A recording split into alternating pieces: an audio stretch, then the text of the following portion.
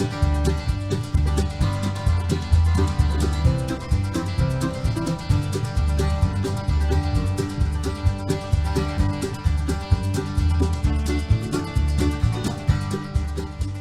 welcome back to Kentucky Fried Wargaming, where two guys who aren't qualified to talk about anything decide to talk about a game about hard math and chance.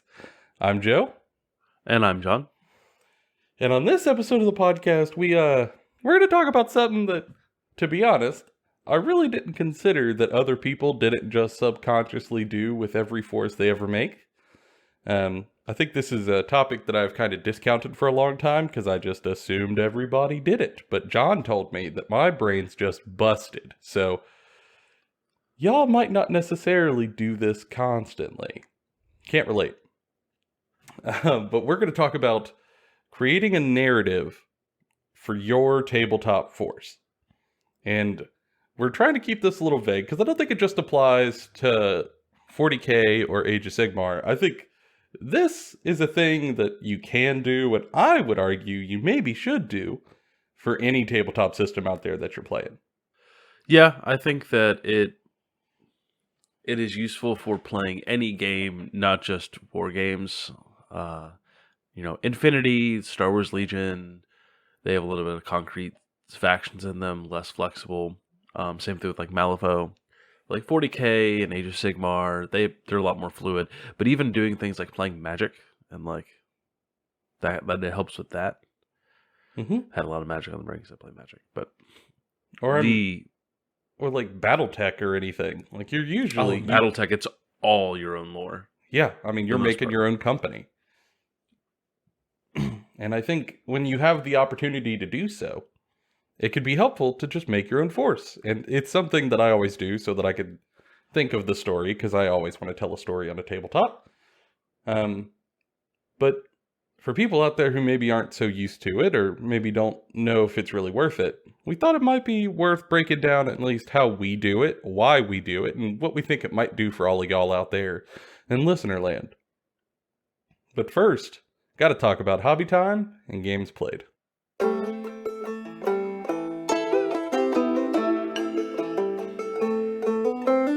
So John, hobby time. What you been up to? So, I haven't gotten any painting recently. I've still been setting up stuff in the new house, but I have been doing hobby stuff in that I've been accumulating materials to start making terrain to build my own table. Mm-hmm.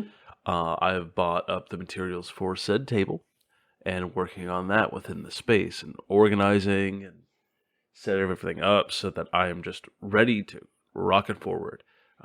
The next thing I will be doing is buying an airbrush, and then I will start painting like a madman and start building terrain like a madman and using the airbrush to paint said terrain I build like a madman.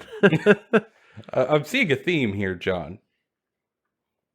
Yeah. I kind of underestimated just how much time and like money and effort it would take to get the space where I wanted it before I could start like really kicking the gear up for painting. So once that's done, I can just push on through. Yeah, I'm glad that you're making some good progress because you're nearing the end of the bullying grace period for hobbying. Once we hit the deadline, I'm just gonna have to bully you mercilessly to paint. So I'm glad that you're on track to meet it. Yeah. I'll probably still end up getting bullied. Mm-hmm. Yeah. But at least then I'll be prepared for the bullying. This is true. I mean, you bullied me into like pulling out an old force. Like, yeah, it's true. God, what a turd. But yeah, I'm glad the hobby room is at least like coming together, because it is an endeavor to sort of get it ready. Hell, mine's definitely not even fully put together. It's just functional. Yeah, and once I have like a airbrush, all the base coats so much quicker. So many things will just be a faster process. Mm-hmm. And then I can spend that time I was spending painting base coats, I can do in details and be much more happy with my work. Yeah, the airbrush is immensely helpful just for laying down like your biggest color, zenithal highlighting, doing some like 3 or 4 color workups before you pull out the brush. Man, it's a world of difference. It really helps your work elevate to a whole new level. That's how I've been working on orcs, which for my hobby time, that's been my hobby time. It's orcs. It's orcs. It's A lot of orcs. Orktober. It is Orktober. Um, I will admit, I haven't had as much time over the past week as I would like to. This past Sunday evening, not even 3 weeks to us being in the house, I found a leak coming from the ceiling of our kitchen. And we had a plumber out immediately. Found out it was all bad. It's real bad. It was coming from the toilet, and it was the bad kind of leak. And it has been a stressful week since then. Just trying to like get everything handled and mitigation, and now working on restoration. It's been a little bonkers over here at the house. However, even with that, I've still managed to hobby. I've been working on that block of 20 boys. There hasn't been a whole lot of updates on Instagram just because it doesn't look really interesting. Like, yeah, tonight I painted some medals. Like, it's not like I'm proclaiming something new here. I've just been blocking everything out and doing the base coats. And last night I got all of the base coats done that I'm gonna do. And for the first 10 of the 20 boys, I started on the weathering step. This time around, I didn't want to use like acrylic washes like Games Workshop or Army Painter. I really wanted to try enamels because everybody and their brother has talked about like AK Interactive streaking grime and how good it can make your models look if you want them to look a little darker or dusty. And that's exactly what I want my orcs to look like. I want them to look dusty and world weary. So I base coated everything all over.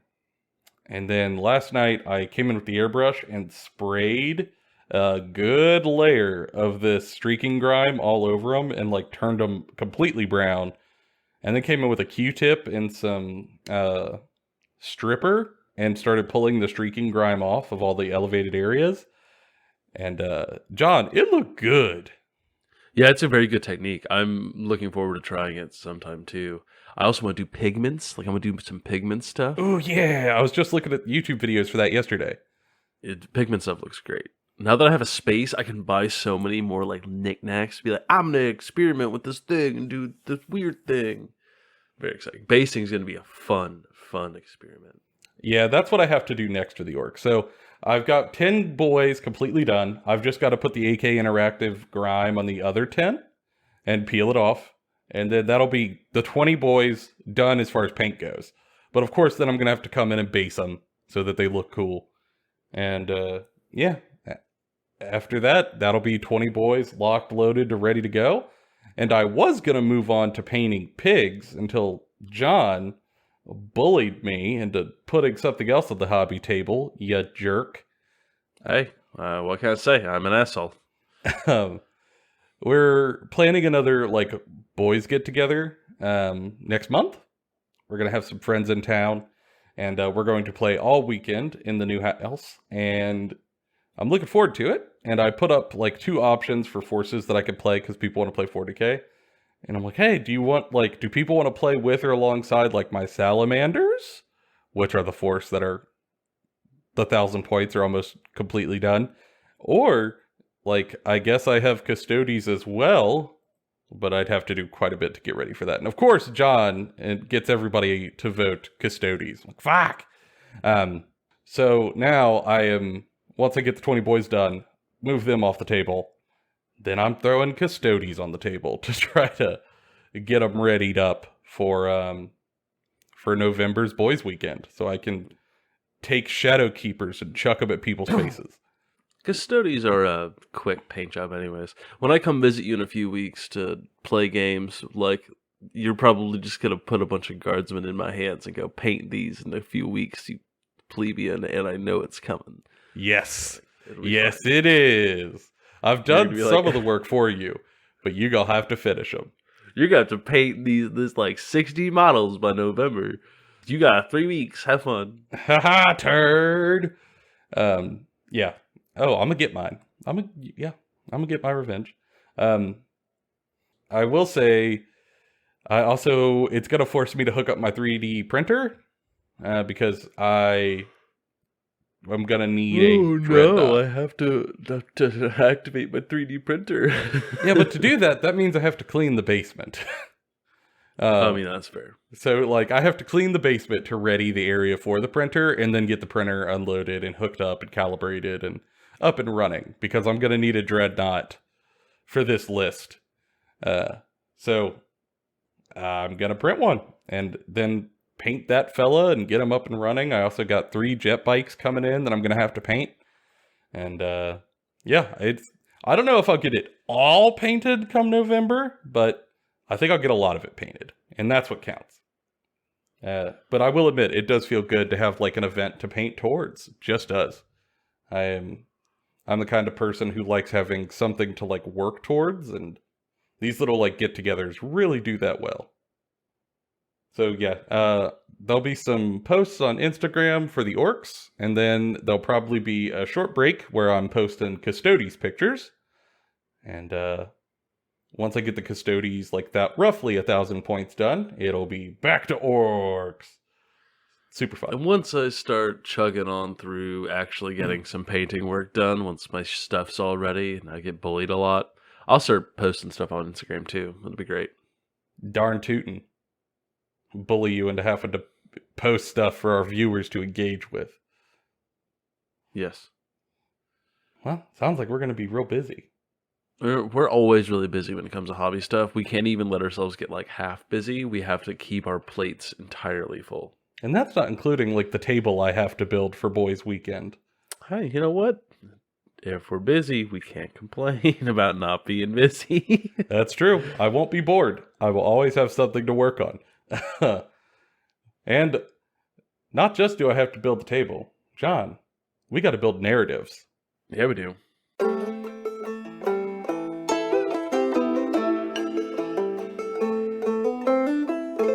All right, John. So, build narratives. I guess we should start this by talking about what do we really mean when we say, like, build a narrative for your force? Do we mean write a 10-page paper on every single foot troop that you have with a name and background? Maybe. Do we mean write a 38-page dissertation about the socioeconomic factors that made your force? I don't want to be attacked like this, Joe. Do we mean write an unpublished novel that will never see the light of day about your army? We weren't going to talk about this on the show. I don't know why you're choosing to talk about this on the show. John, you outed yourself. I simply opened the door. You walked through. I know. You held the door open for me as I just walked in and exposed myself to an entire listener base of, I'm really bad at releasing my projects I work on. I'm glad I can help you in this way. I hide them in a little closet where I keep like a folder of all this stuff and be like, yeah, I wrote 47 pages of like a short like novel. Yeah, but I'm never going to show anyone. So, I mean, I guess generally speaking, we can mean that if you're like John and you are of that particular neurotic persuasion, but generally speaking, it could be as simple or as broad as you like. But it means having a story in your head around why your force exists. And I think that's the key. You know, what are their motivations? Where are they from? What type of units do they like to have? Why might they like those? Do they have, like, an arch enemy? Why? Who is it? Essentially, it's telling little stories in your head about your war dollies and making them feel a little more real. Because let's be honest, we kind of get attached to these models, right? Yeah. You can't help it when you get this little plastic bit on the sprue and you bring it home and you lovingly clip it out and you file it carefully. You fill in any mold lines that might be there, any imperfections to make them look whole. And you give them a little thin coat of primer, and you want to make sure it's not too thick and kind of make them nice and put together and pretty. And then for anywhere between like 3 hours to 20 hours per model, depending on the model, You go over it over and over gently with a bajillion paint coats to make it look beautiful. You base it, you might do some conversions on it to make it look unique. And by the time you're done, you've been working on that model for hours. And in that time, you kind of get attached to it I'd say. because it's yours. I mean, it is yours. It is your creation. You made it. And I think that's one of the things people like about the Army. Like, we don't just say, like, oh, yeah, these are custodies. No, these are my custodies. You know, maybe I made the paint scheme, or maybe I made them unique. They are mine. And I think as wargamers, it's one of the things that we enjoy about the hobby, is that it's ours. It's our unique creation, and it's something that's hard to recreate in some other hobbies, like video games or whatever. And Yeah, and I think that it even transcends into like your community or like your play group, right? Like if I remember playing at a shop a while back, like we had two separate orc players, and what we knew one person's orcs was a specific kind of way, and another person's orcs was another specific way. And so we would call like, well, that's so and so's orcs, and that's so and so's orcs.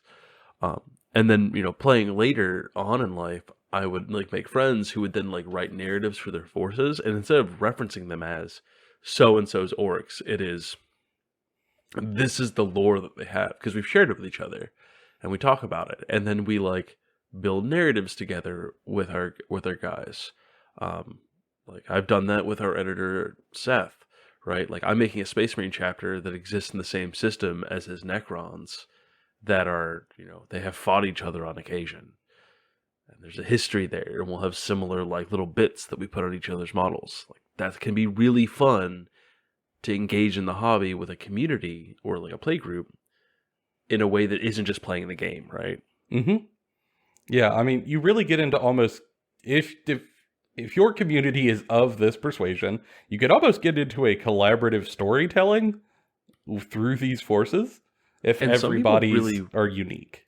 And some people really want to do that, but it can be a bit awkward or a bit like intimidating to bring it up to your friends. And maybe this helps like push that along, because it took me years to be able to start doing that, but it was so much fun when I was able to. Mm-hmm. It's as much fun as even playing the games, because we can be like, yeah, my guys do this, and like, oh yeah, my guys do this. It's like being like 12 all over again and playing make pretend war in the fucking playground. Yeah, dude. I mean, it really does remind me of like being at the park in the dirt playing with your GI Joes, like yeah, just kind of telling a story together.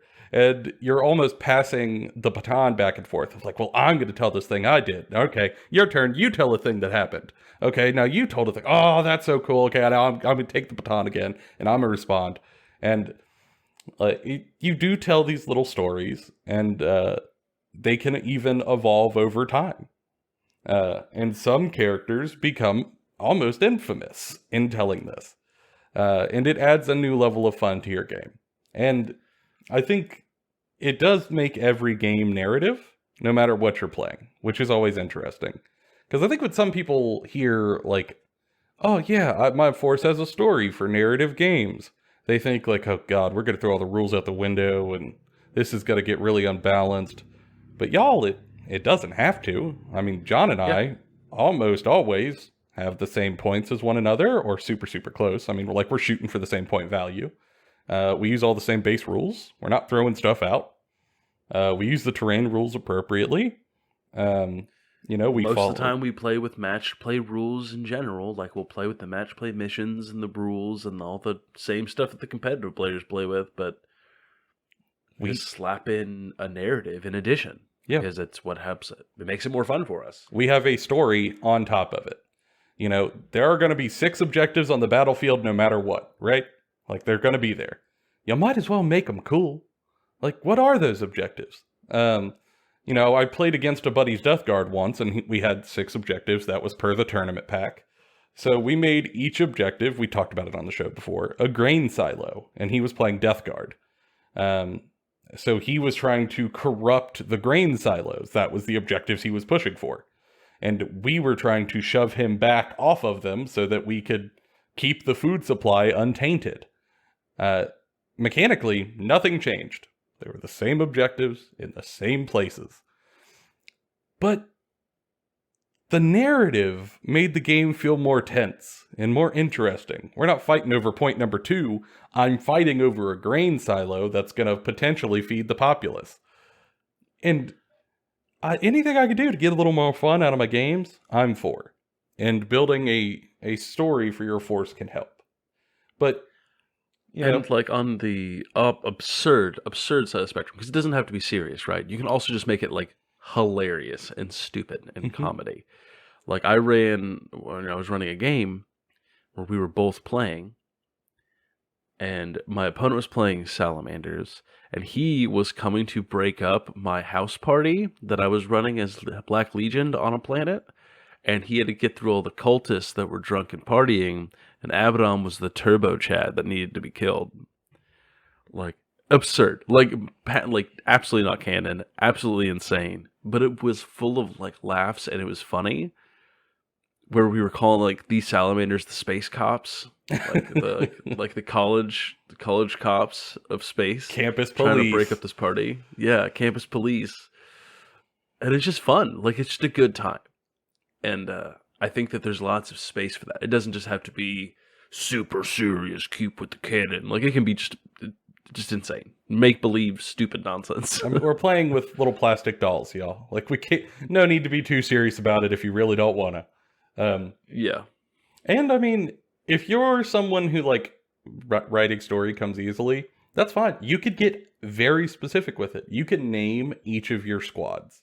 And, like, have a story for each of them and what their specialties are, and name each of your characters and kind of know what their journey is. Or, if you're someone who isn't that into it, it could be broad. Maybe you just name your general, and you name, like, the force as a whole, and that's enough for you. You know what their general idea is, and you keep on moving.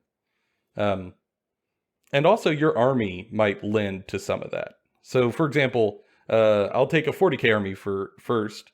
If you are playing Custodes or Space Marines, which are more elite, and you don't have very many units on the table, it might be a little more tempting to name each squad, because you only have a handful of them.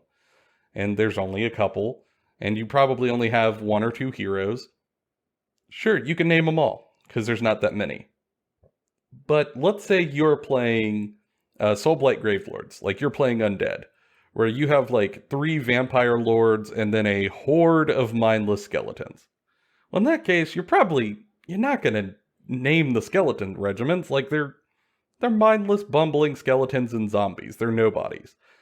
But in that case, man, you're really tempted to name all 3 of your characters, because they're the ones bringing vibrancy and life to the force. And in that case, maybe you do only write stories for the 3 characters, but maybe you write like quite a bit about them in your head, so you really know who they are and what their motivations. And in doing so, man, I think y'all can just have more fun. I think you can. But if we're going to talk about all this, kind of like what is it, I think it behooves us to then talk about, all right, so if it's something we do, how do we do it? If we were going to write a story for a force, what advice would we give somebody so that they can do it a little more easily? And for me, I think the first thing that I can tell you is to find inspiration.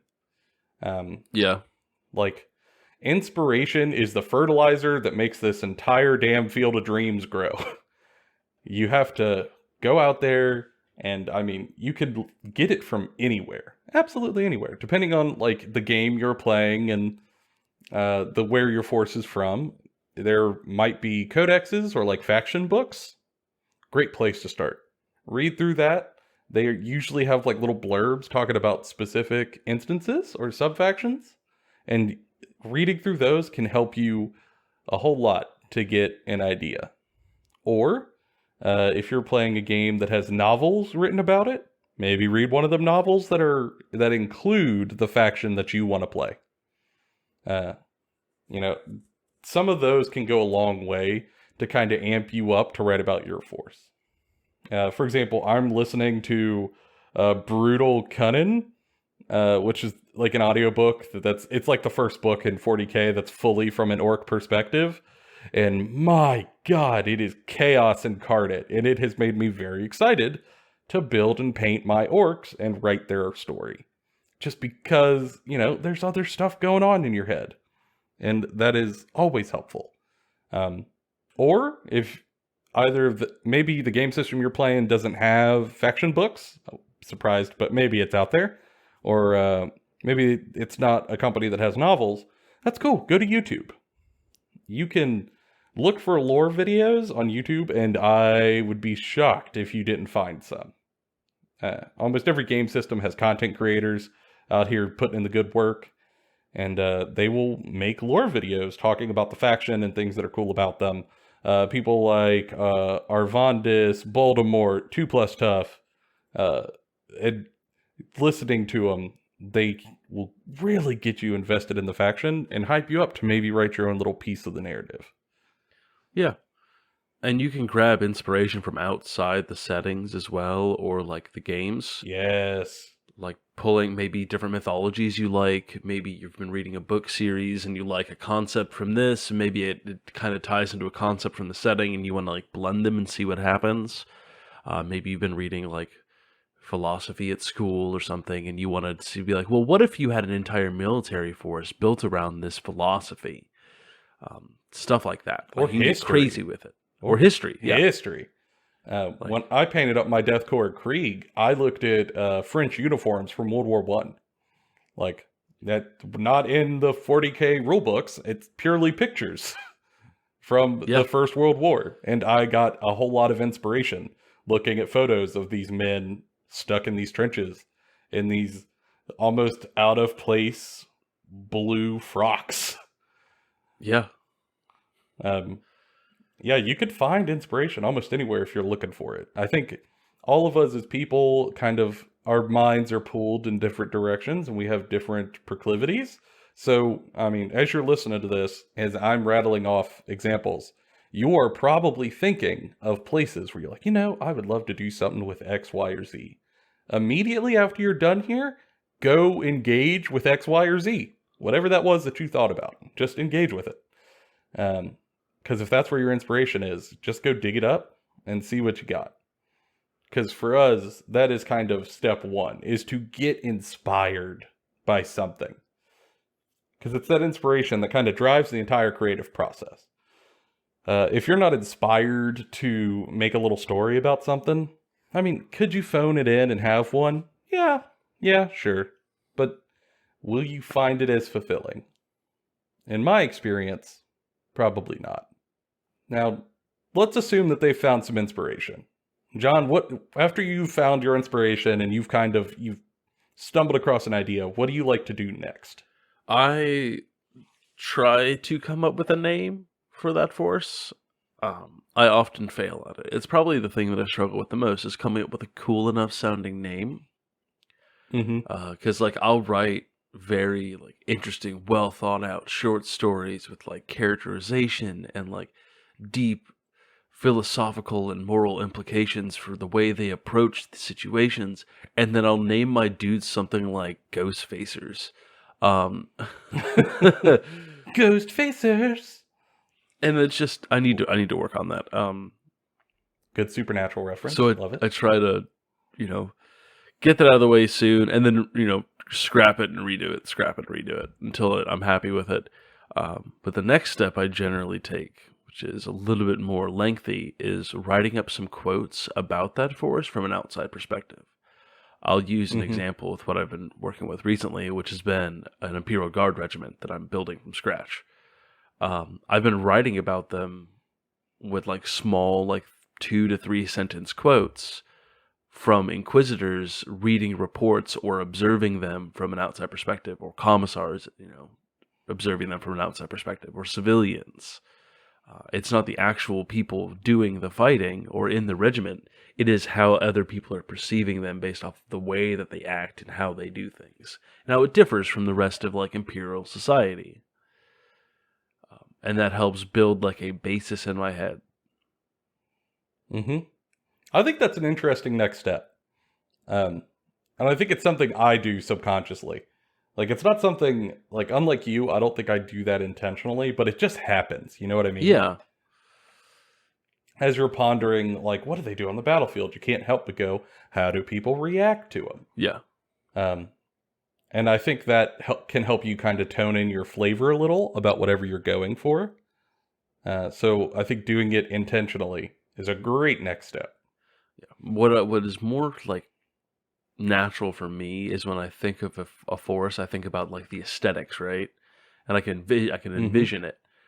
I'm not a great artist, so like I don't like draw it, but like I can envision it, and that kind of like push me in the direction that the rest of the forest wants to go into. Mm-hmm. And like it helps with paint schemes, it helps with like conversions and stuff like that.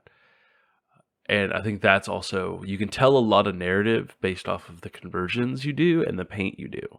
It doesn't even necessarily need to Mm-hmm. be written down. Like you can just be like, well, why do these guys have like mottled blue coats? Well, they've got mottled blue coats because the planet they fight on most recently, like the planet they learned to fight on and that they are currently still fighting on, is like 70% night. So like a darker, cooler colors means they're less likely to show up in the nighttime. That's awesome. Mm-hmm. Like boom, you got a narrative there. Like that still counts. Yeah.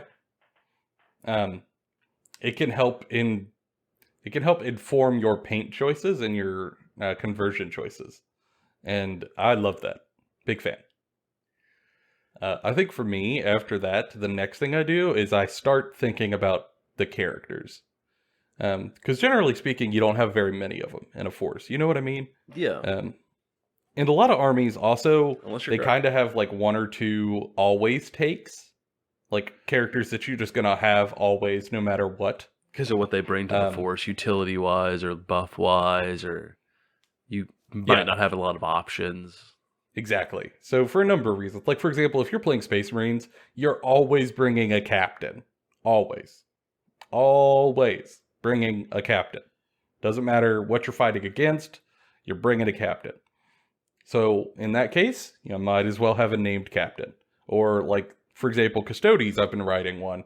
Um, I know I am always going to bring a shield general. Can't help it. Always going to have one in Custodes because it's like your only HQ piece. So you have to have one. So I started to think about how do I want my general to be portrayed? Like, how do I want him to interact with the world? And I'm going Shadow Keepers, which, just for the record, I was doing before it was good. um, everybody else was playing like Dread Host for years while I was on the Shadow Keepers train, and now everyone's hopped on my train, and it's way too crowded in here. But in the lore of 40K, there's this big place called the Imperial Palace. It's where the God Emperor sits on his golden throne. It's a huge fortress planet, essentially, where everyone's just trying to protect him. And the Custodes are the biggest, most elite, most armored, terrifying warriors that are unknowably alien and unhuman. But they have specific jobs. And the subfaction in lore that I'm playing from is called the Shadow Keepers. They're Custodes that don't wear like the big, fully gold regal armor of their brothers. They wear mostly black, with some gold, and a splash of red for identification. And they live below the surface of the palace, in what they call the Black Vaults, which are these, archotech magical cells that they use to hold horrendous abominations that have been found across the galaxy. Things that cannot be killed by anything that they know how to use. And if it can't be killed, and it's going to cause Lord knows how much harm, it has to be contained. It's kind of like a 40K SCP facility for people out there, if y'all know that fiction. And these horrible monsters have to be guarded. And the Shadow Keepers guard them and make sure that nothing leaves, ever. They stay in the vaults for eternity. And don't get me wrong, that's a cool story. That's cool. But it kind of lacked the ability to go outside the cells until the Great Rift opened, which was a big moment in 40K in modern history. A giant portal to the Chaos world, like, ripped the galaxy in half. It was terrible. A whole bunch of awful stuff happened. But one of the things that they briefly mentioned was that when that opened, some of the, we'll call them captives inside the vaults, some of them broke out and killed their captors and left. Even more terrifying, some of them never had to open the door and simply were gone when they went to be checked on. Just gone. Into thin air. And now are loose again. And for me, that's where my force sets in. They're going out to try to capture them. So we're trying to lock people up. Horrible abominations. So I'm going to call my shield captain the Warden. And I'm gonna give him a relic. I can't remember what it's called. Is it like the Shackle of Eternity?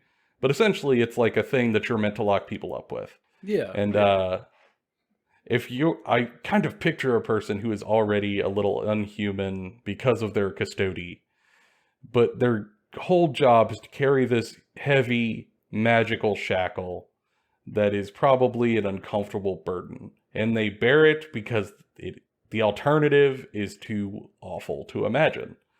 So when they show up, how would they probably project themselves? I bet they'd be quiet. Unerringly quiet. Uneasily quiet. Yeah, unnaturally silent. Because they would hate to give away their position in the black cells in case something escaped. Which would be really off-putting because they're so big. And then, also, I think people would look at the shackle, and they would probably think the shackle is what is going to lock up the abomination. But rather, I think instead of the shackle being the piece of power, I think of it rather as a useful bauble. But really what suppresses these abominations are his will. Like, when he enters a room, things feel heavier. It feels colder. And it's through his force of will alone and his belief of these beings and significance that they are shrunk enough to be recaptured. The shackle is just there for useful utility, but really, he's the weapon behind it. And I love that idea that it is this guy is almost as awful of a monster as the things he's catching. I would hate to meet him. I would hate to be around him. But as a character, he would be utterly useful. I think it's one of the things I'm going to use to kit bash him is I'm going to throw a bunch of chains around him to paint up. Go to Michael's and get those tiny little plastic chains that you can get. Yeah, and glue them on. Yeah. Or maybe like cover his weapon in them. Could be cool. You could do the World Leaders thing and tie his weapon to his arm. With the chains, yeah. With the Eternity chain? Yeah. And once I have that character in my mind and he feels real, there's a certain point of creation when my brain goes, oh, that's a person. Once we hit that point, it's a real good pivot point to tell the rest of the force. Because I think it's natural, once you have your leader set up, you can't help but ask, well, who would follow that person? Yeah, what would those soldiers look like? Yeah, who would fight the gates of hell themselves with this guy? Like, what kind of person likes this person? Yeah, exactly. Probably people who aren't very social, who are dour, who are filled with conviction, but maybe not so much all the compassion. People who are way more business than pleasure. It tells a story about the Force, and they're probably all darker sort of beings just because of what they've seen, what they are forced to see day in and day out. And what they do. It's a tough job, and it's probably going to make some tough people. And I think you could do that with any army. Any army. If you start at the top and you make your character feel real to you, and you give them a little motivation, you give them a purpose, a story, everybody else will kind of fill in around them. Now here in this case, he actually doesn't have second in commands because we don't have that option in the army. Rumors say we actually might get a lieutenant character coming this December, which would be cool because I would love to have more than one HQ piece. That'd be very cool, very rad. That'd be very neat. Although in lore, actually, who is in charge, according to the Custodes, is irrelevant. They actually don't have sergeants or anything in a squad. Whoever has the most experience in the current task is just in charge. Like, there's no jockeying for position or seniority. Whoever has most experience gets lead. I mean, that makes the most sense, particularly with that force where they're all like the best of the best, like the cream of the crop. Mm-hmm. Like, why would they need someone telling them what to do? They all roughly know what the best thing to do is, unless there's someone who's been in this situation before and knows the best thing because he's lived it. Yeah, I mean, they're the definition of, like, point me in a direction and leave me to do my job. So, you know, it's a thing that informs the Force, that, like, all of them are really mini leaders. So for this guy to be who they want to follow, he's got to be even more impressive. You know, whereas if you're writing about Imperial Guard, maybe your leader is sort of really impressive, but their troops are nobodies. They're flunk outs. They're awful. They're almost rejects. They're damn near in the penal legion. But the will of this leader keeps them in check. You know, your force is probably going to have a whole wide array of options. And whichever one appeals to you, I'd say put it on your leader. And then see what that does for the way you view the force. Immensely helpful. Yeah, there's all sorts of ways. And that's something else. So some forces and some factions are open to narrative more than others. Like Custodes, you can't make a huge horde of Custodes that are dying in droves and are all about self-sacrifice in massive quantities, like the Krieg. Mm-hmm. Right? You can't do that with Custodes. But you could do that with Guard. Guard are one of those forces that you can do anything with, right? Mm-hmm. You can make them specialized. You can make them like bastards. I'm going to try to not make bastards this time. I'm going to try to not write bastards. That's my challenge. Not write bastards. You do have a lot of bastards. Yeah, I need to make less bastards. I don't know. I love killing your bastards, though. Big fan. True. I can't wait to kill your cruel boys. I cannot wait. It'd be great. Oh, why do I like playing bastards so much? I don't know, John. That's for professionals to figure out, but I don't have the license. But, I mean, once you think about your broad strokes, y'all, and you think about your leader, everything else is probably just going to fall into place. And before you know it, as long as you keep your inspiration up, maybe you go back to your inspiration sources a few times, you're going to have your force ready. At least that's how we do it. And it works great. So, John, I guess to wrap this whole thing up, if we know what we mean by narrative, and we know how we make narratives, and we've given examples, you know, why do we think it's fun to do this, or why do we think it's important? I think some of this we already touched on, but I think it's good to drive it home here towards the end. Well, I think the biggest reason why I think it's important to do it before you start sitting down and play games and to have it like in your head is that when you're comparing forces with your opponent, especially if they're like your friends and you're trying to build a narrative, it's easier to like construct a scenario as to why this fight is happening and why these objectives matter, and then have a talk after the game's over with the results and be like, this is what we created together. Like, this is the scenario we made, this is the scene, this is how it works, and let that educate further games. And it can create this almost campaign-like structure without actually having to add campaign rules if you don't want to. And it's just very good. It's very fun, and it adds another level to the game of more than just my guys fight your guys. It is my guys fight your guys, and we're telling a story, and it allows you to kind of invest yourself into the story and not so much into the win and lose aspect of playing the game. Yeah, because I mean, like, it's happened to me before. We're like, oh man, like, I lost the game. That sucks. But, like, this one guy held the pass by himself. I was playing Stormcast Eternals against my wife, and But I think I actually won it, but like it wasn't a very satisfying win. But I had my squad of 5 little dudes get attacked by her horrible monsters, and they killed 4 of the 5 squad except for the last guy. And for 3 rounds, that one guy held up the entire tide of monsters.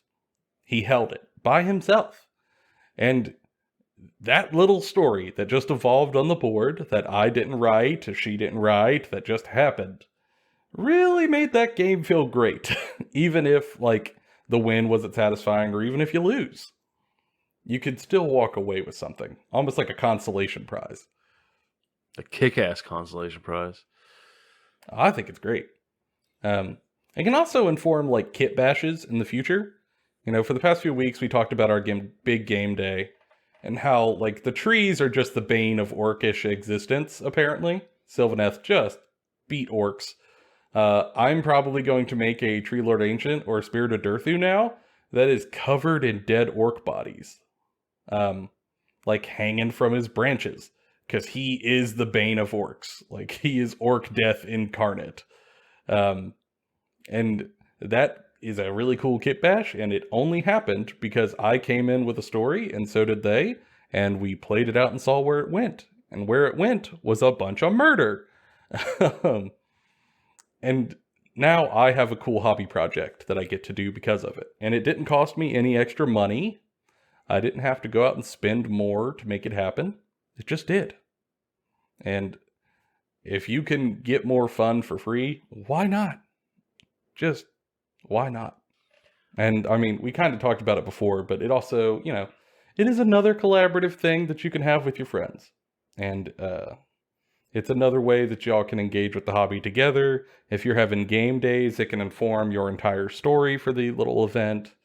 You know, you can choose one of your friends' forces to be like your arch nemesis, and it makes those matchups much more enjoyable. All around, y'all, I can't recommend it enough. Unless you're someone who just really doesn't care for story at all, in which case, you know, you could pass it up, it won't hurt you, but the only thing I would ask of you is that you don't poo-poo on other people's narrative party if they're having one.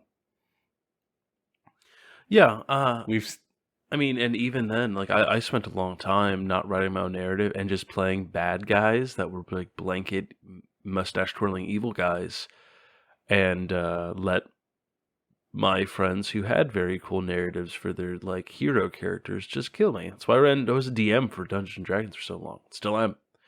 Like, you can just... I was going to say, when did we stop? Yeah, you can just do that instead. Like, if you don't have a big motivation to, like, write a bunch of narrative for your guys, like, oh, I just want to play a game. Just play a game.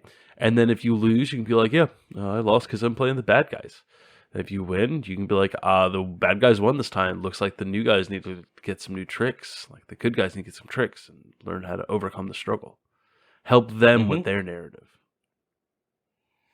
Yeah, I mean, you can act as an interesting plot beat for them, even if you aren't writing a narrative yourself. And I think that's a real cool dude way to engage if you don't want to, you know, get involved. Yeah. But for people out there listening, man, I gotta ask, what narratives did y'all write for your forces, and how did you get there? I'm always kind of interested to see if my brain or John's brain works similarly to other people's process. And I would love to hear how y'all made your narratives what they are, and you know, what inspired you to do it. And you could send that to us in the comment section down below if you're on YouTube, or if you're elsewhere. Reach out to us on social media. We're on Instagram, we're on Twitter. Love to talk to people over there. Or maybe we missed something. Maybe there's some cool steps that would have been vital to add, and we just didn't think of them. If so, send that our way too. We'd love to hear about it, and we're always looking to improve. But for now, John, I think that's been all of our opinions. And they've been bona fide and Kentucky Fried. See y'all on the next one.